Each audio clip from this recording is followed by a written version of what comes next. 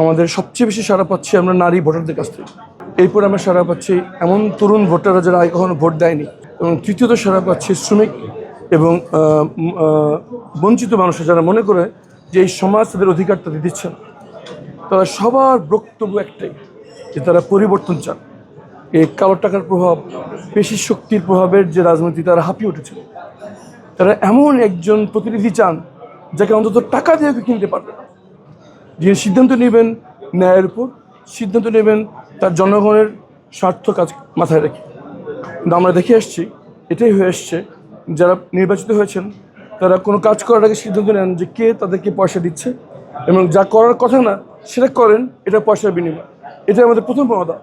ইনশাআল্লাহ জামায়াত ইসলামের প্রতিনিধিদেরকে আর যাই হোক টাকা দিয়ে কেউ কিনতে পারবে না।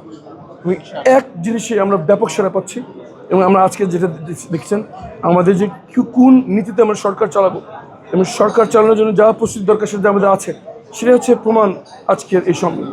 ইনশাআল্লাহ জনগণের বিপুল সমর্থন নিয়ে জামায়াত ইসলামী সমর্থিত 10 দলীয় জোট সরকার গঠন করবে বলে আমার বিশ্বাস ছিল।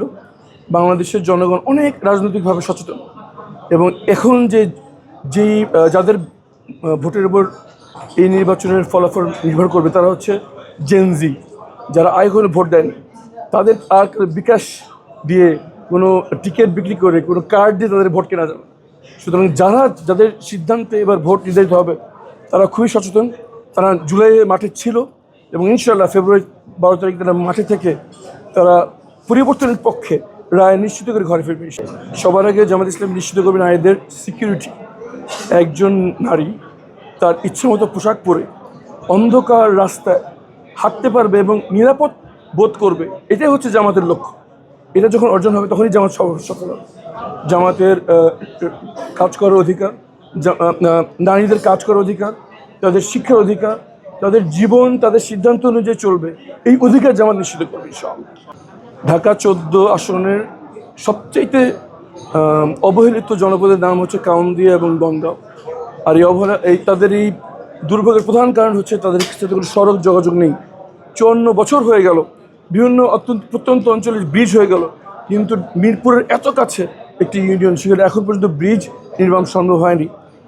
আমাদের প্রথম ওয়াদা ইনশাআল্লাহ, আমাদের প্রথম কাজটি হবে এখানে একটি ব্রিজ নির্মাণ করে সরাসরি সড়ক যোগাযোগ স্থাপন করা। যদি এটা করা যায় তাহলে সেখানে কলকারখানা গড়ে উঠবে, শিক্ষা প্রতিষ্ঠান গড়ে উঠবে, হাসপাতাল গড়ে উঠবে, এবং মিরপুরে যে ঘনবসতি, মিরপুর দারুস সালাম শাহ আলীদের যে ঘনবসতি, সেটার উপর চাপ কমবে।